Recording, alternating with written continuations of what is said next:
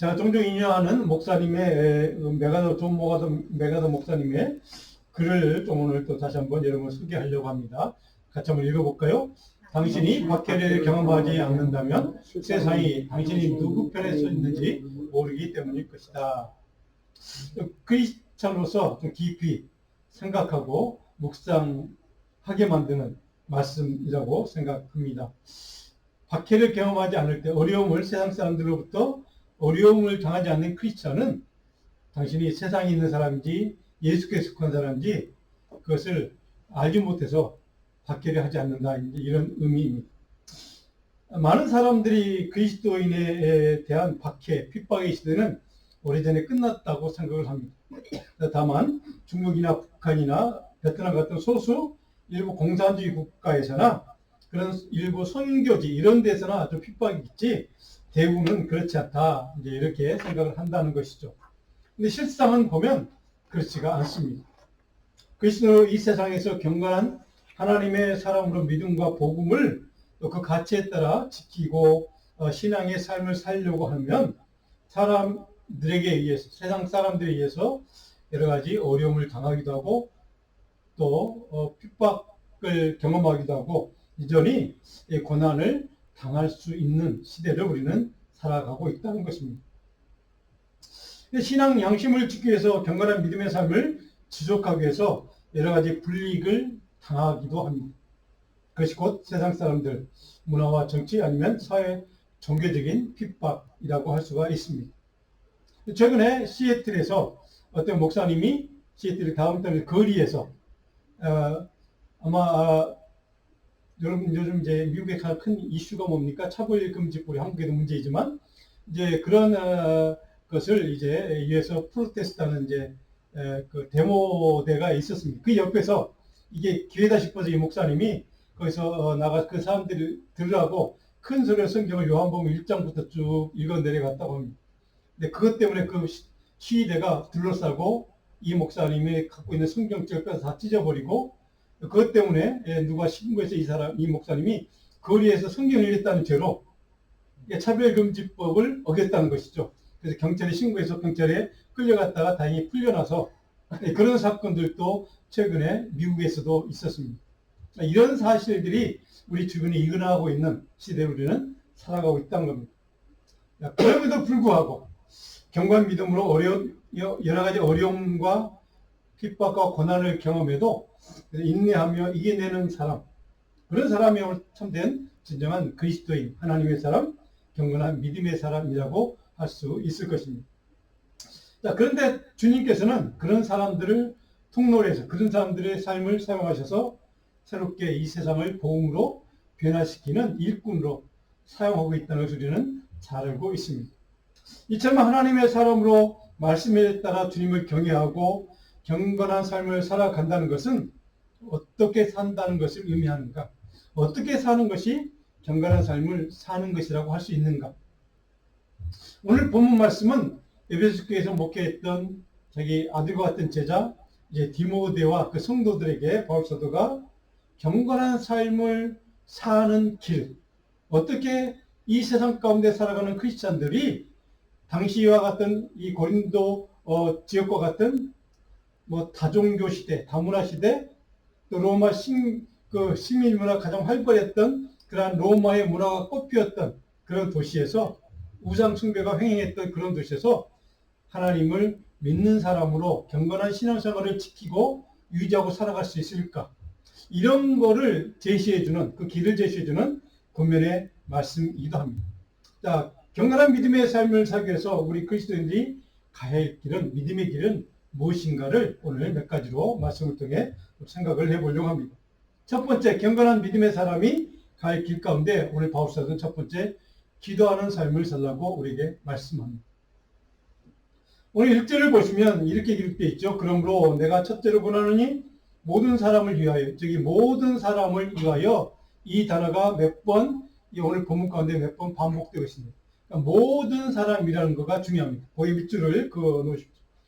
위하여 간구와 기도와 도구와 감사를 하되, 모든 사람들을 위해서 기도하라는 겁니다.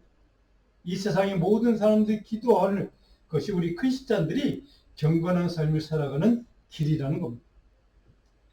여기 강구라는 단어, 여러분들이 뭐 자주 사용하는 단어인데 이게 도대체 헬라 원어의 어떤 뜻인가, 무슨 뜻인가? 개인적인 삶에서 필요하지만 내게 없는, 우리에게 없는 그러한 결핍한 것을 채워달라고 기도하는 것. 내게 없는 걸 하나님 좀 주세요. 라고 하나님의 도움을 구하는 그런 기도를 이제 간구 이렇게 표현합니다.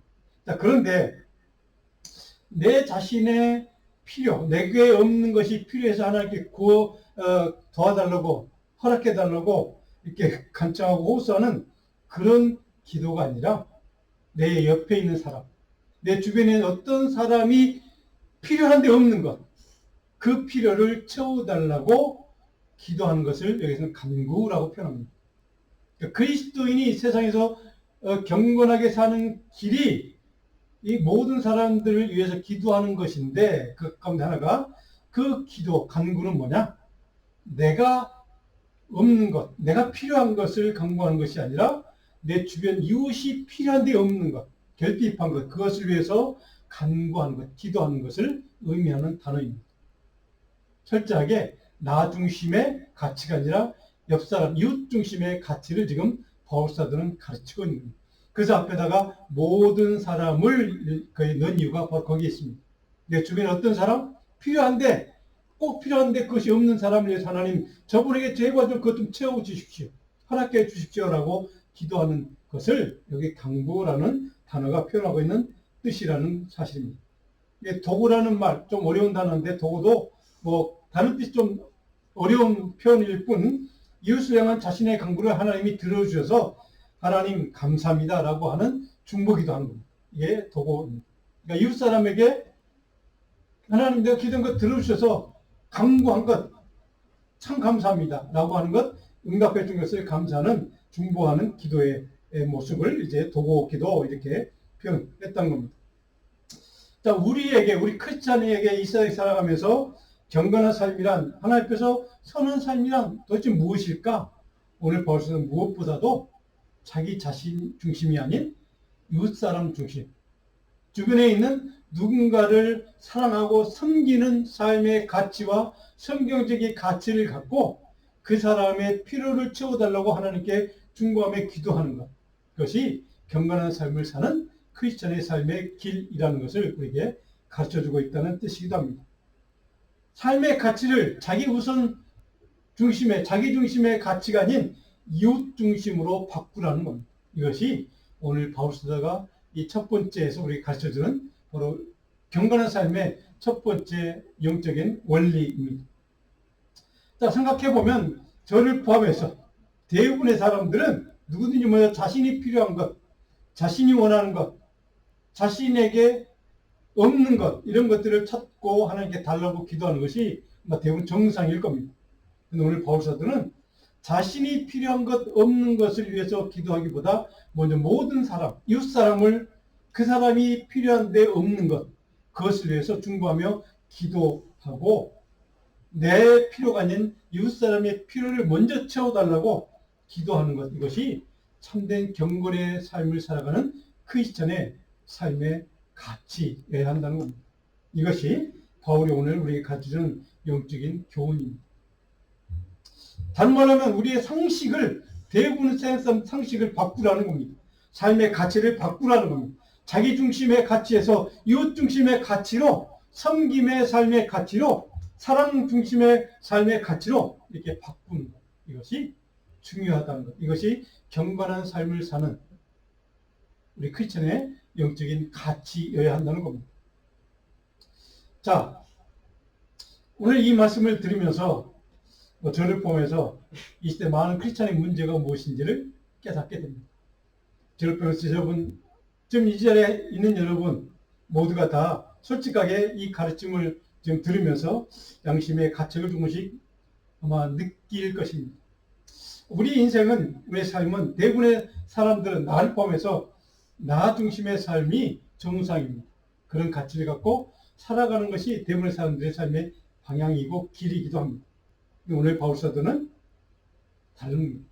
우리에게 다른 가치를 요구합니다.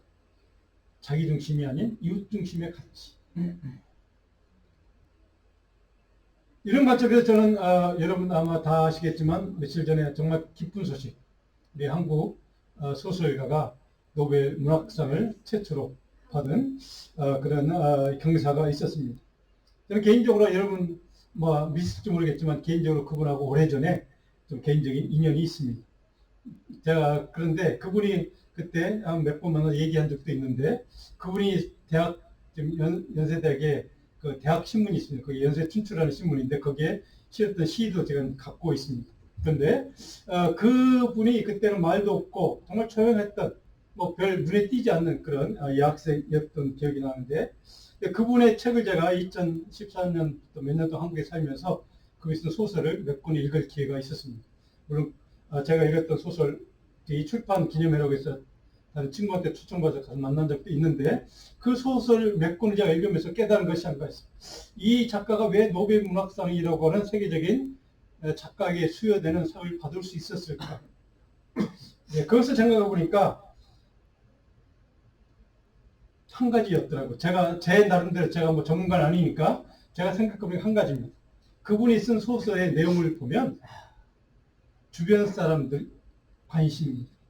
주변 사람들의 아픔과 상처들을 거기에 공감하고 거기에 아픔을 표현하고 또 그것을 같이 나누고 또 그것을 위로하는 이야기가 그분의 소설의 줄거리입니다.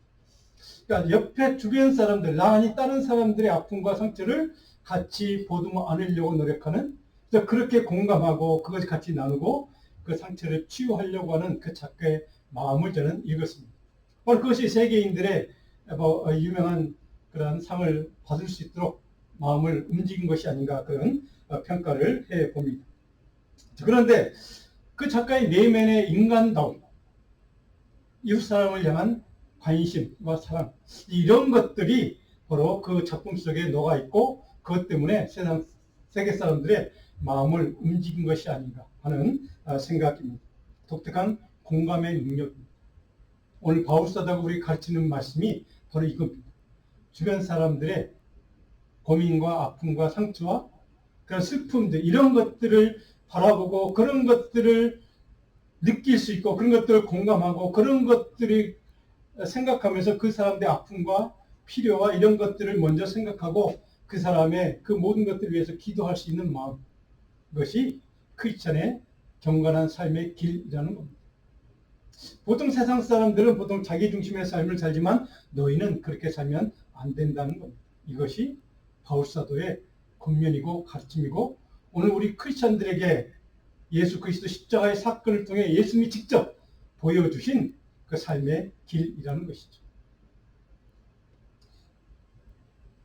저는 구체적으로 그렇다면 바울은 오늘 우리에게 그렇게 세상 사람들을 위해서 사는 삶의 길, 경건한 삶의 길, 구체적인 방식을 몇 가지 가르쳐 주는데 그걸 좀 생각을 해보려고 합니다. 오늘 크게 두 번째로 두 가지 크게 다른 길이 있습니다. 우리 2절과 3절입니다. 2절 같이 한번 읽어볼까요? 2절을 같이 한번 읽어봅니다.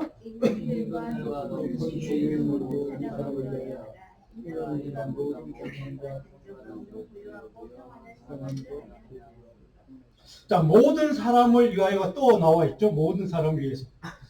우리가 모든 경건과 단정함으로 고요하고 평안한 생활, 자, 모든 사람을 위해서 기도하고 간구하고, 그리고 모든 사람을 위해서 경건한 삶을, 단정한 삶을, 고요하고 평안한 삶을 살라라고 하는 명령입니다. 이것이 바울사도가 우리 크리스찬들이 경건하게 사는 길이라는, 누구를 위해서요? 모든 사람을 위해서. 우리 크리스찬들이 세상 사람들 위해서 사는 경건한 삶의 길이 무엇인가를 구체적으로 몇 가지로 소개하는 이야기입니다. 첫 번째로 경건하고 단정한 삶을 살라. 이 경건하다는 말, 여기에 쓰인 헬라 언어를 보면 우리 인간에게 본래 내재되어 있는, 제가 지난주에 말씀드린 이야기입니다. 우리 인간을 하나님의 의식할 수 있고 깨달을 수 있는 양심, 영적인 신앙적인 양심이 주어져 있는데, 바로 하나님 우리 인간에게 그것을 다 심어주셨는데 자연스럽게 그것을 가진 우리 인간들이 하나님을 깨달을 수 있고 하나님을 신뢰할 수 있는 그 믿음의 모습, 이런 것을 표현하는 것, 이것이 경건이라는 단어의 의미입니다. 여기에 사용된 이 경건은 그래서 그런 의미에서 경애라는 단어로 대체할 수가 있는 단어이기도 합니다. 자, 단정함이라는 단어가 중요합니다. 단정함. 도대체 크리스찬들이 세상에 경건한 삶을 통해 세상 사람들에게 좋은 영향을 끼치고 세상 사람들에게 유익을 끼치고 그들과 공감하며 그들을 하나님의 사람으로 복음을 전할 수 있는 기회로 만들 수 있는 삶이 그 경건의 삶의 길이 단정함이라고 표현한 것도 좀 무슨 뜻일까? 여기에 단정함이라는 말은 원래 뜻은 신중하고 고귀한 마음, 또 존경하는 마음을 뜻, 누군가를 귀하게 여기는 마음을 뜻하는 겁니다. 이것이 단정함이라는 말의 원래 뜻입니다.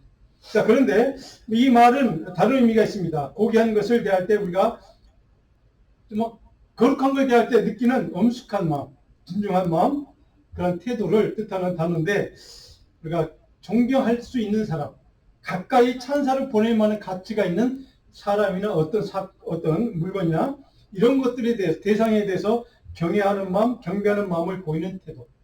이것이 바로 여기에 단정함이라는 단어가 담고 있는 뜻입니다. 이 단정함은 그래서 크리스찬들에게 적용이 되는 말씀입니다. 하나님의 은혜로 복음으로 하나님의 사람으로 변화되었음을 반영하는 삶의 모습이 바로 단정함으로 표현된다는 겁니다. 그러니까 예수 믿는 사람들이 표현할 수 있는 삶의 모습이 단정함 이렇게 이해하면 될 것 같습니다. 자, 그래서 영적으로 도덕적으로 고참적이고 고귀하고 성숙한 삶을 사는 사람이 단정한 사람이다. 우리 크리스찬들의 삶이 성숙한 크리스찬들의 삶이 바로 이런 것이다 라고 하는 의미이기도 합니다. 자, 마땅히 존경과 존중받아야 될 그런 사람에 대해서 보여줄 믿음의 태도, 존경의 태도이기도 합니다. 자, 그런데 이것이 어떻게 가능한가? 하나님의 능력과 은혜를 입어서 변화된 사람만이 가능한 삶입니다. 크리스찬이란 경건한 삶을 사는 사람, 그 삶을 통해 세상 사람에게 좋은 영적인 영향을 미치고 그리고 복음을 나눌 수 있는 기회를 삼고 하는 그런 삶을 사는 크리스찬이란 어떻게 해서 이런 삶이 가능한가? 단정한 삶이 가능한가? 그것은 하나님의 능력을 입은 사람, 하나님의 십자가의 은혜와 긍휼을 입은 사람, 그런 사람으로 변화된 사람들이 가능하다는 것이죠. 그런 의미에서 크리스찬들은 바로 그런 삶을 살 수 있는 유일한 존재라는 것을 바울은 지금 강조한 겁니다. 너희가 아니면 그렇게 살 수 있는 사람이 없다는 겁니다. 이 세상에. 그래서 너희들에게 주어진 사명이 이 세상을 위한 사명이 그들을 위해서 기도하는 것일 뿐더러 동시에 경건한 삶을 사는 단정한 삶을 통해서 그런 경건한 삶으로 이웃 사람들에게 세상 사람들에게 좋은 영적인 영향을 미칠 수 있는 능력과 은혜가 있는 사람이 오직 이 세상에 너희 크리스찬이다. 사랑하는 성도 여러분, 이것이 저와 여러분들의 미션입니다. 우리 삶에 이 세상에서 우리가 드러내야 될 하나님의 사람으로 마땅히 단정한 삶을 살아야 될 이유가 바로 여기에 있습니다.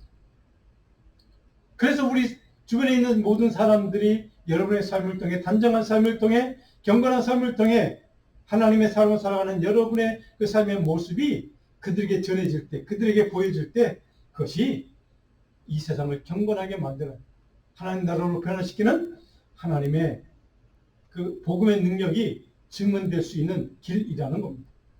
바로 이것이 우리 크리스찬들이 바로 이루어야 될 사명이라고 오늘 바울은 말합니다. 두 번째로 오늘 보면 고요함과 평안한 삶을 살라. 이 고요한다는 것도 또 평안하다는 것도 여러분 쉽게 이해할 수 있는 말이긴 하지만 이 고요하다는 단어는 여러분 주목해야 될 단어입니다. 고요하다는 말은 우리가 보통 우리 한국말로 영어로 quiet, 조용한, 그냥 말없이 이런 의미도 물론 있지만 더 중요한 의미가 있습니다. 이 단어의 오늘 의미는 에레스모스라는 단어의 의미는 절제한다는 겁니다. 절제하는 사람. 그러니까 조용한다는 것은 절제한다는 할 수 있음에도 자기가 하지 않는 겁니다. 스스로를 억제하는 삶을 사는 겁니다. 내가 그럴 능력도 있고 힘도 있고 돈도 있고 권력도 있지만 바로 다른 사람들에게 도움이 되지 않고 해가 되는 것이라면 절대 하지 않는 것, 절제하는 것, 억제하는 것, 이것이 바로 고요한 생활, 에레스모스라는 단어가 표현하는 본래 의미입니다. 굉장히 우리 크리스천들에게 중요한 단어이기도 합니다.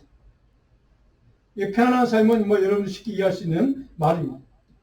자, 그래서 바로 우리가 왜 이런 경건한 삶을 이 두 가지 바로 크게 두 가지 방식을 가르쳐 주면서 경건한 삶을 살라고 바로 왜 우리에게 명령할까? 왜 우리가 권면할까? 그 이유가 뭘까? 3절이 그 이유를 설명하고 있습니다. 3절에 보면 이것이 우리 구주 하나님 앞에 선하고 이 선하다는 말은 고귀하고 존경할 만한 이런 의미를 갖는 단어입니다. 그리고 받으실 만한 것, 이 받으실 만한 것, 이것은 우리 아까 장로님 기도하실 때 사용하셨다는 하나님이 기뻐 받으시는 그런 의미가 있는 단어가 받으실 만한 것, 이런 단어의 의미입니다. 자, 선하고 받으실 만한 그런 삶을 사는 것이 바로 이 경건한 삶을 사는 것.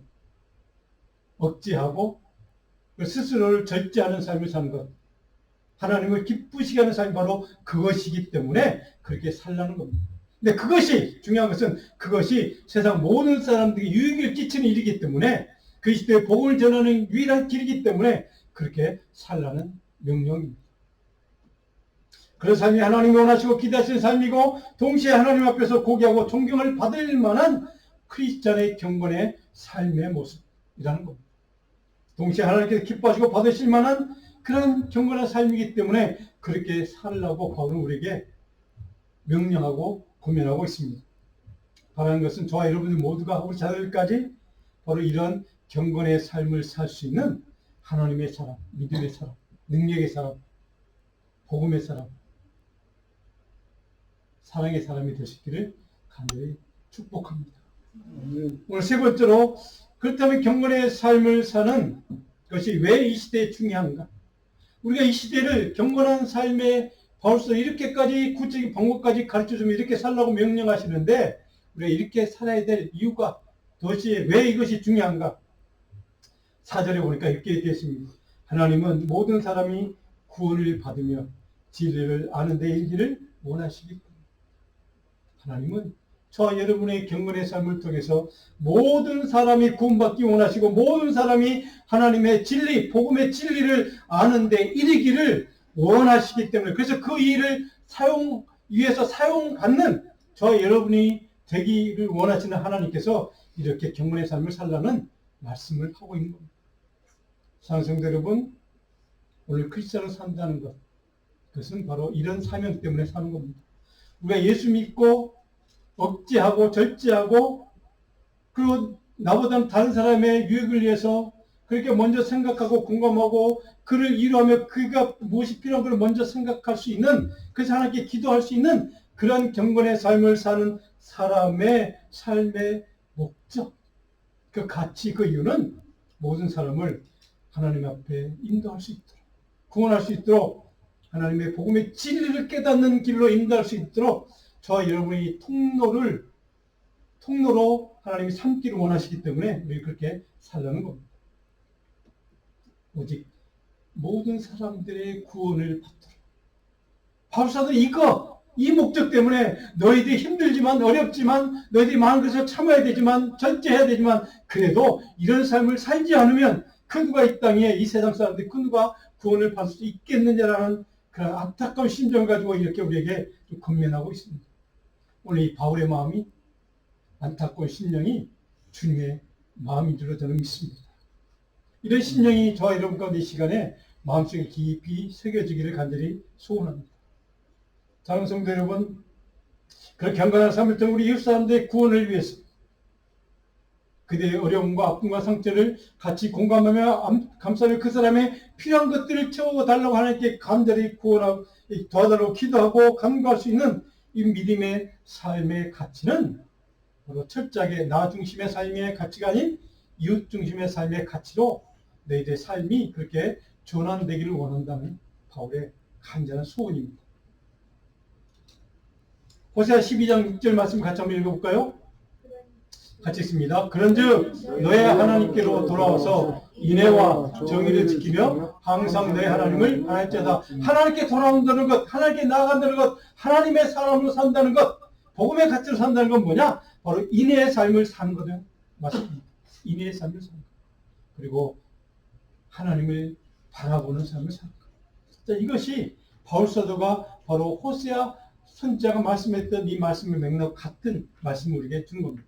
다음 말씀은 스가랴 7장 9절을 같이 한번 읽어봅니다. 오늘 같이 있습니다. 만군의 여호와가 이같이 말하여 이르기시기를 너희는 진실한 재판을 행하며 서로 인애와 긍휼을 베풀며 서로 인애와 긍휼을 베풀며 이것이 크리스찬의 복음을 믿는 하나님의 사람의 삶의 가치여야 한다는 겁니다. 철저하게 자기 중심이 아닌 이웃 사람 중심의 삶의 가치를 위해서 살라는 겁니다. 이렇게 삶을 살면 그것이 곧 창조자 하나님 예수 그리스도 우리의 구원자 그분의 이름을 높여드리는 삶이 되는 것이고 그분이 영광받는 삶이 되는 것이고 그분이 기뻐하시는 삶이 된다는 것을 오늘 바울은 이렇게 우리에게 공면하고 있습니다. 사랑하는 성도 여러분, 마지막 오늘 본문 8절과 10절의 내용은 우리 삶에 좀 적용할 수 있는 말씀이기도 합니다. 하나님을 경외하는 신실한 그리스도인의 삶의 거룩한 삶의 방법 두 가지. 오늘 기도와 선행입니다. 기도와 선행. 8절에 보니까 분노와 다툼이 없이 거룩한 손을 들어 기도하기를 원합니다. 내가 기도하는 사람이 되었으면 좋겠다. 기도하는 삶을 살라는 겁니다. 그리고 10절에 보니까 오직 선행으로 하기를, 선한 마음으로 하기를 내가 간절한 마음으로 간구하고 원한다. 라는 바울 사도의 축복하며 소원하며 간구하며 기도하는 말씀이랍니다. 이웃을 위한 기도의 삶, 이웃을 위한 선한 행동을 베푸는 삶. 사랑하는 성도 여러분, 바라는 것은 오직 자기 중심에 또 나에게만 집중하는 이기적인 삶이 아닌 누군가의 이웃 사람을 위해서 그 사람의 필요를 위해서 하나님께 기도도 하고 간구도 하고 간청도 하는 그래서 절제하고 억제하는 그런 삶을 통해서 정말 신실하게 하나님의 사람으로 복음의 사람으로 믿음의 사람으로 경건한 삶을 살아가시는 저와 여러분 되기를 주님으로 축원합니다. 기도하겠습니다.